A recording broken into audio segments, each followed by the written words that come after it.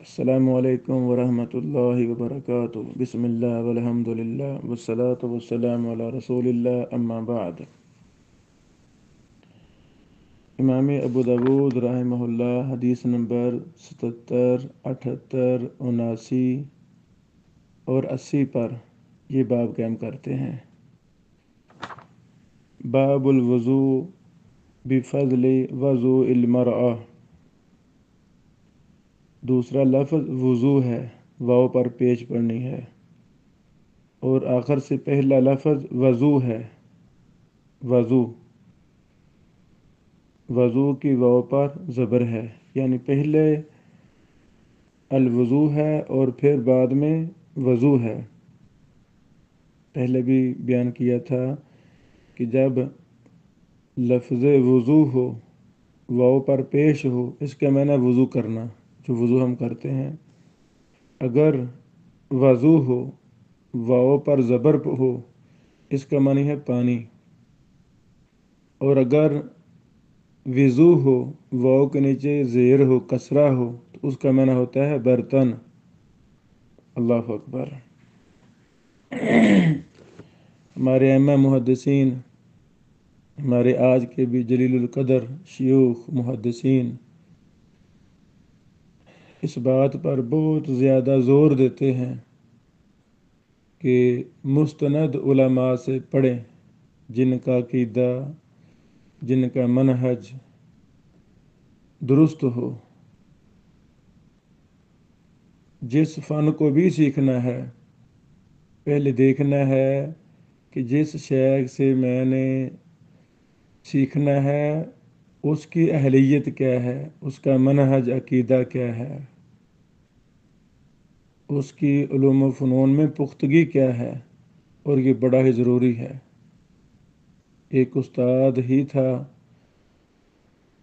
اللہ اکبر، جو ملکوں کے ملک کو پٹڑی سے اتار دیتے ہیں۔ بنگلہ دیش کی مثال لے لیں، اس کو پاکستان سے الگ کرنے کے لیے جو کردار تھا، شروع والا کردار، وہ ایک اسکول ٹیچر کا تھا۔ اس نے ہی یہ کام شروع کیا تھا، آخر کار وہ لے ڈوبے۔ پاکستان کا ایک بڑا حصہ الگ ہم سے ہو گیا۔ تو ایک اچھا انسان، اچھی سوچ والا، اچھی فکر والا، اچھے منہج والا، وہی قوم کو قرآن و سنت کے 100% مطابق لے کر چلے گا۔ آخر کار اپنی نسل کو، اپنی قوم کو، اپنے شاگردوں کو، اپنے کون قبیلے کو وہ جنت کے راستے پہ چلا دے گا۔ یہ بڑا ضروری ہے۔ سوشل میڈیا کا دور ہے، ہر ایرا غیرہ نتھو خیرہ، ہر جتنا کوئی بڑا گمراہ ہے، جتنا کوئی بڑا شیطان ہے، اتنا ہی وہ رنگ برنگی چیزوں کو اور بڑی زیادہ محنت کر کے اپنی گمراہی والی چیزوں کو عام کرتا ہے۔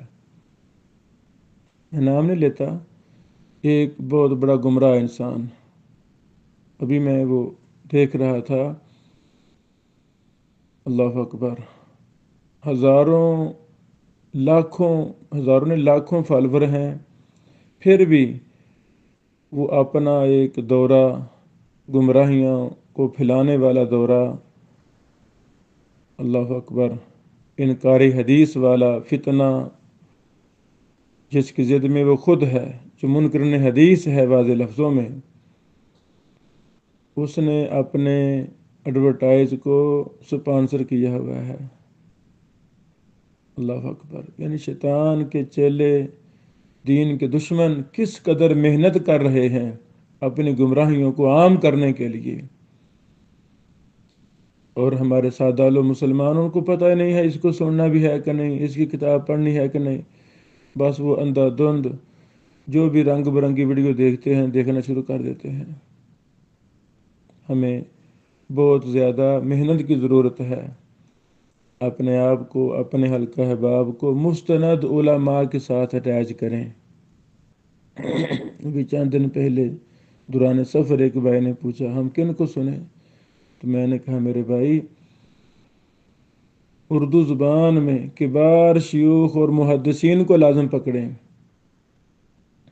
پھر میں نے نام بولے، میری مراد فضیلت الشیخ المحدث عبداللہ ناصر رحمانی صاحب ہیں، میری مراد فضیلت الشیخ المحدث ارشاد اللہ قصری صاحب ہیں، فضیلت الشیخ المحدث مفتی عبدالستار حماد صاحب ہیں، فضیلت الشیخ المحدث حافظ مسعود عالم صاحب ہیں، فضیلت الشیخ المحدث حافظ محمد شریف حافظہم اللہ ورعاہم و شفاہم ہیں۔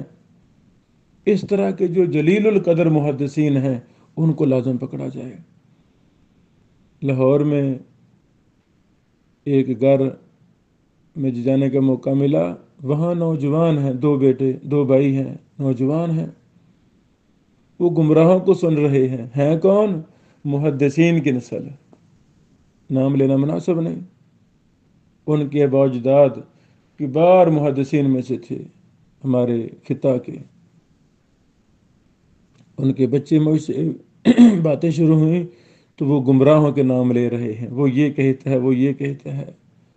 میں نے کہا اللہ کے بندو، تم نے ایک بھی مستند محدث کا نام نہیں لیا، کیا آپ ان کو سنتے نہیں ہیں؟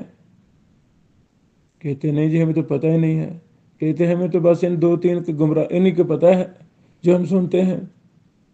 ان کو میں نے سمجھایا بیٹو ان کے نظریات غلط ہیں، گمراہ ہیں یہ لوگ، یہ صحابہ پر تان کرتے ہیں، اگر ان کو سننے کی وجہ سے آپ کے دل و دماغ کے اندر رائی کے دانے کے برابر بھی کسی صحابی کے بارے میں غلط نظریہ آ گیا تو آپ صراط مستقیم سے ہٹ جائیں گے۔ یہ گمراہی، یہ جرثوم میں یہ کینسر جسم میں سرایت کر جائے گا اور آپ کو لے ڈوبے گا۔ وہ کہتے تھے ہم کن کو سنیں؟ پھر میں نے مذکورہ شیوخ کے نام بتائے، میں نے کہا یہ ہمارے موجودہ کبار محدثین ہیں۔ اللہ اکبر، اور بھی ماشاءاللہ کتنے شیوخ ہیں ہمارے، تو ہمیں ان چیزوں کو عام کرنا ہے۔ بہرحال باب الوضوء بفضل وضوء المرأة، عورت کے بچے ہوئے پانی سے وضو کرنا۔ واضح بروا وضو مطلب بچا پانی، فضل میں نہ بچا ہوا، عورت نے بیوی نے ماں بہن بیٹی نے پانی سے وضو کیا ہے اور وہ پانی بچ گیا ہے، پانی زیادہ تھا، تو اس بچے ہوئے پانی سے کوئی دوسرا انسان، کوئی دوسری ماں بہن بیٹی وضو کر سکتا ہے، کوئی حرج نہیں ہے۔ حدیث نمبر 77 امام ابو داود رحمہ اللہ علیہ ہیں، قال حدثنا مسدد قال حدثنا يحيى عن سفيان قال حدثني منصور عن ابراہیم عن الاسود عن عائشہ رضی اللہ تعالی عنہ قالت ام المؤمنین امی عائشہ صدیقہ رضی اللہ تعالی عنہ سے روایت ہے، انہوں نے کہا کنت اغتسل انا، میں غسل کیا کرتی تھی، ورسول اللہ صلی اللہ علیہ وسلم، اور اللہ کے رسول صلی اللہ علیہ وسلم، من اناء واحد، ایک برتن سے، ونحن جنوبان، اور ہم جنابت کی حالت میں ہوتے تھے۔ یہ حدیث صحیح ہے، صحیح بخاری کی شرط پر ہے، الحمدللہ۔ یہ حدیث بخاری اور مسلم دونوں میں موجود ہے۔ اس حدیث کے راوی وہی ہیں جو سابقہ مختلف احادیث میں گزر چکے ہیں۔ حدیث کا معنی مفہوم بالکل واضح ہے۔ اس حدیث سے ثابت ہوا کہ جنبی ہونا اس سے لازم نہیں ہوتا کہ انسان ناپاک ہو گیا ہے۔ بعض خواتین کی طرف سے ہمیں یہ سوالات موصول ہوئے کہ جی مینسز کے دنوں میں جب ہم جو ہمارا پراندہ ہے، جو ہمارا دوپٹہ ہے وغیرہ وغیرہ دیگر کپڑے، کیا وہ بھی ناپاک ہو جاتے ہیں؟ ان کو سمجھایا کہ نہیں بیٹیوں بہنوں، وہ ناپاک نہیں ہوتے۔ غسل کرنا ہے، فرضی غسل مینسز کے بعد اختتام پر، تو اس کا یہ نہیں مطلب کہ آپ کا پراندہ بھی ناپاک ہو گیا ہے سارا کچھ۔ پھر میں نے سمجھایا بھی جہاں آپ چلی پھری ہیں زمین پر، پھر وہ بھی ناپاک ہو گئی۔ اگر پراندہ ہی ناپاک ہو گیا ہے تو پھر آپ کی ہاتھ بھی ناپاک ہو گیا ہے۔ ایسے ہی ہمیں کھانا وغیرہ کھلاتی ہیں گھروں میں سب کو، تو ایسی بات نہیں ہے۔ اللہ اکبر۔ پہلا مسئلہ یہ ثابت ہوا کہ جنبی ہونے سے انسان ناپاک نہیں ہوتا۔ دوسرا مسئلہ یہ ثابت ہوا عورت کے وضو کا بچا ہوا پانی انسان دوسرا استعمال کر سکتا ہے، ایسا مستعمل پانی ناپاک نہیں ہوتا، یہ واضح دلیل ہے۔ میاں بیوی اکٹھے ایک برتن سے وضو کر سکتے ہیں، غسل کر سکتے ہیں، کوئی حرج نہیں ہے۔ اس طرح اور بھی کئی ایک مسائل اس حدیث سے ثابت ہوتے ہیں۔ فتح الباری جلد نمبر 1 صفحہ نمبر 190 میں آپ تفصیل دیکھ سکتے ہیں۔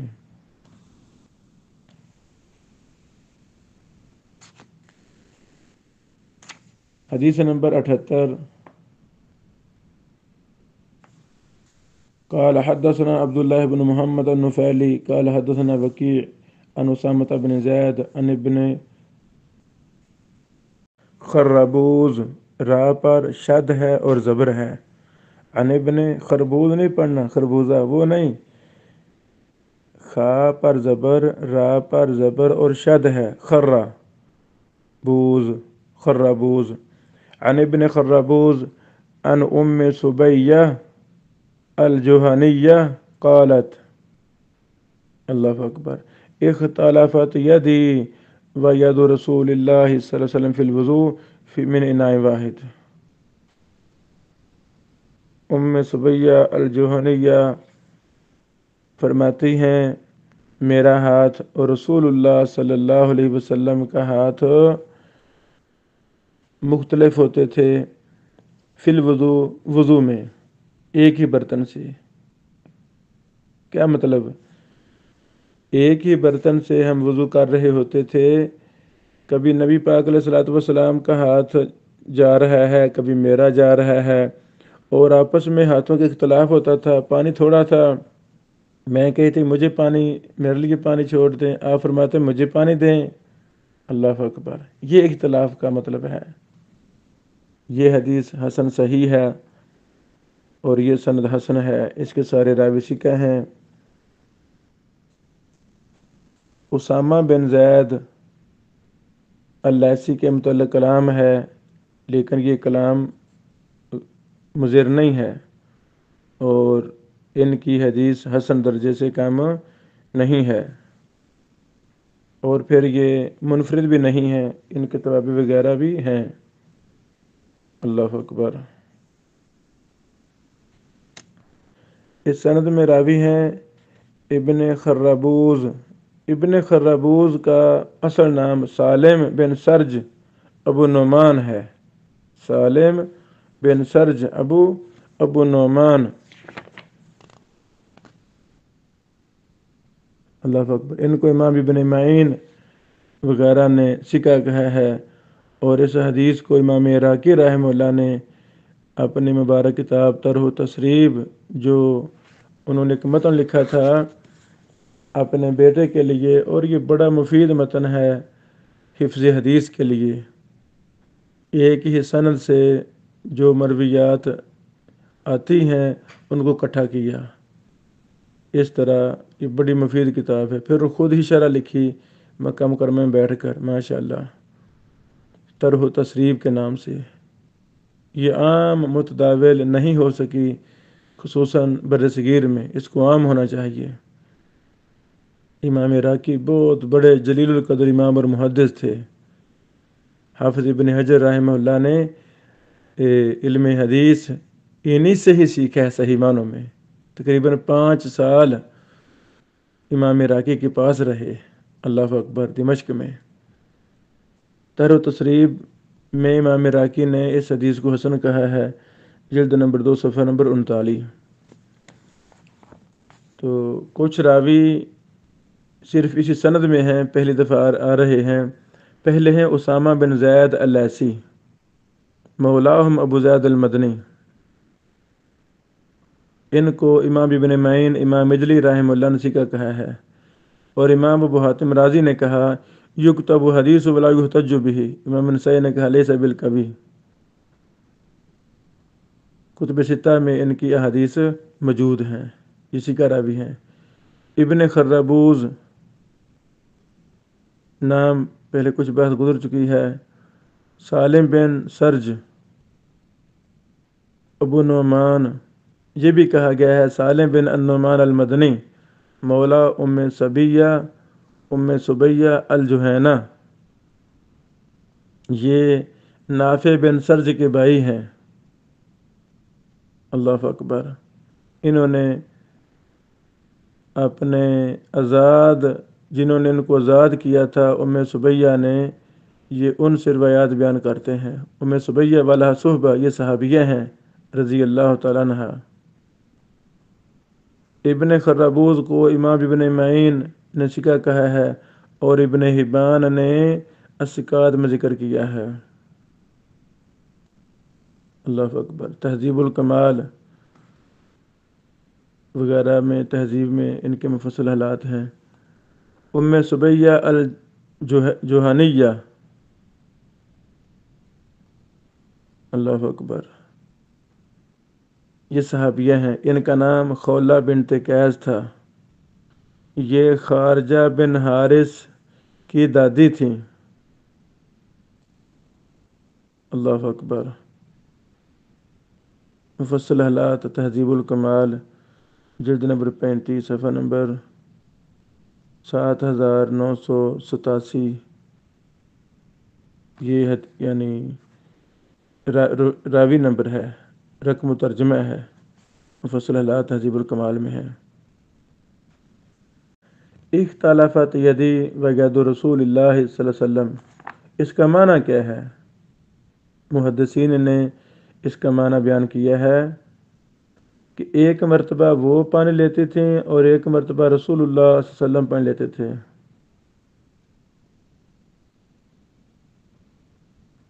اس طرح صحیح مسلم میں امی عائشہ رضی اللہ تعالی عنہا سے ہے، انا عائشہ فیبادرونی حتی اقول دع لی، اللہ اکبر۔ سنن نسائی میں یہ لفظوں کا اضافہ ہے، وابادر حتی یقول دعی لی، یعنی ایک ہی برتن سے وضو کرتے وقت امی عائشہ فرماتی ہیں کہ نبی پاک علیہ السلام جلدی کرتے پانی لینے میں، تو میں کہتی میرے لیے پانی چھوڑیں۔ سنن نسائی میں اضافہ ہے کہ نبی پاک علیہ السلام دیکھتے کہ امی عائشہ جلدی کر رہی ہیں پانی لینے میں، تو آپ علیہ السلام فرماتے دعی لی، عائشہ میرے لیے پانی چھوڑیں، سبحان اللہ۔ یہ حدیث سنن ابن ماجہ جلد 1 صفحہ 135 میں ہے، سنن کبری بہقی جلد 1 صفحہ 190 میں ہے، مسند احمد جلد نمبر 6 صفحہ 366 وغیرہ میں ہے۔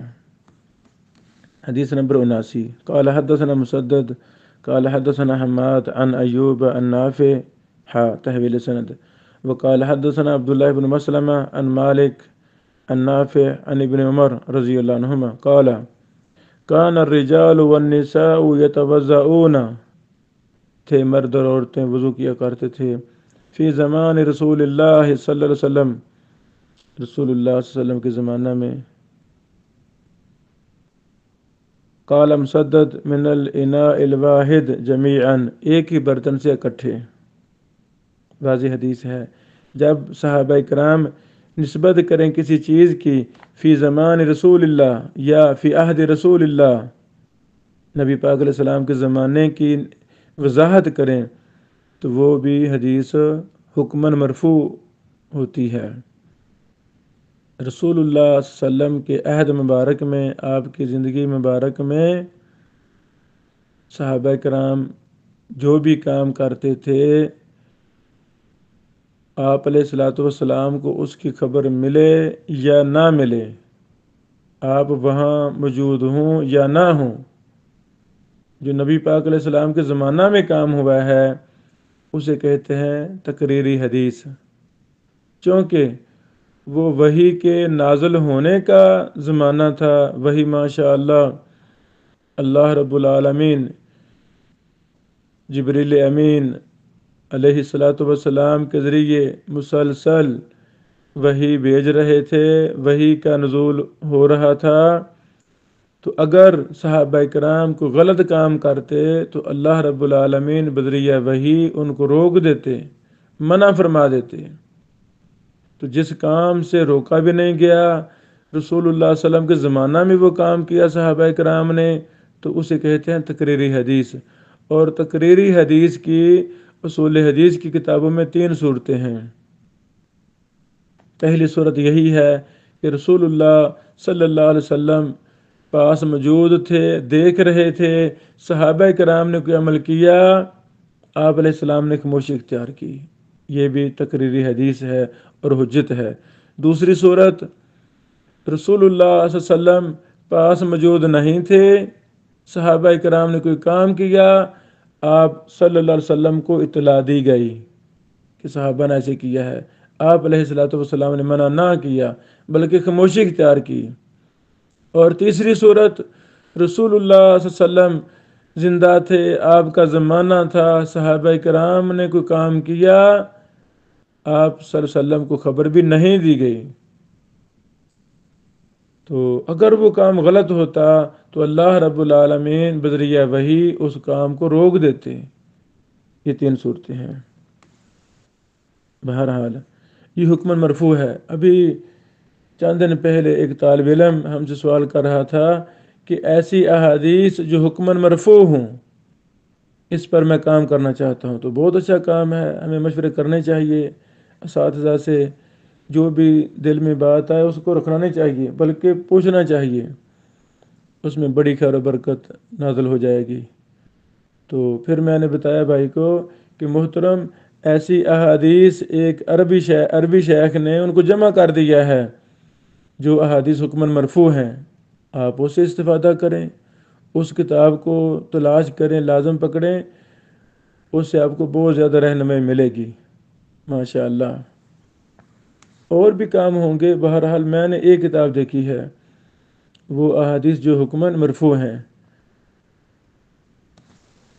اس کی مختلف صورتیں ہیں حکماً مرفوع کی۔ یہ حدیث واضح ہے اور یہ حدیث صحیح ہے، اس کی سند بخاری مسلم کی شرط پر ہے۔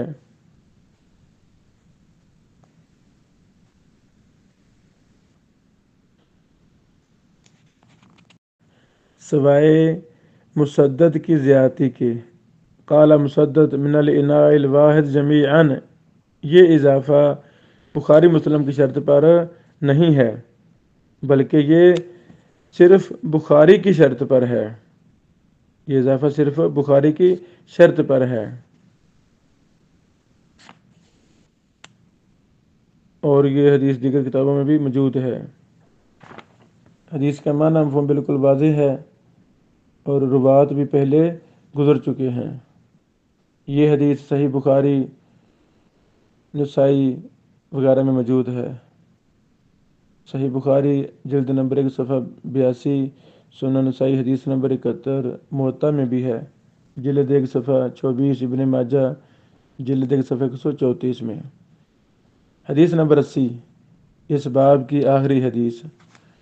قال حدثنا یحییٰ عن عبید اللہ قال حدثني نافع عن عبد الله بن عمر قال كنا نتوضأ، ہم وضو کیا کرتے تھے، نحن ہم، والنساء اور خواتین، علی عہد رسول اللہ صلی اللہ علیہ وسلم، رسول اللہ صلی اللہ علیہ وسلم کے زمانہ میں، من اناء واحد، ایک ہی برتن سے، ندلی فیہ ایدینا، ہم اس میں اپنے ہاتھوں کو داخل کرتے تھے.